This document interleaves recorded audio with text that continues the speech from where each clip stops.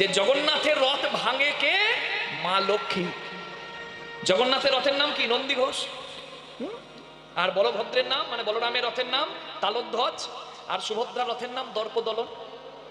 হ্যাঁ, 16 চাকার জগন্নাথের রথ, 14 চাকার বলরামের রথ, আর 12 চাকার সুভদ্রার রথ। এই যে 16 চাকার জগন্নাথের রথটা বাইরে দাঁড়িয়ে আছে, যে রথে যাত্রা করে এসেছে গুন্ডিচা মায়ের মন্দিরে জগন্নাথ দেব, সেই রথটিকে দেখে যত রাগ, মা লক্ষ্মীর গেল রথের ওপর, নিজের সেবকদেরকে বলল রথ ভেঙে ফেলো।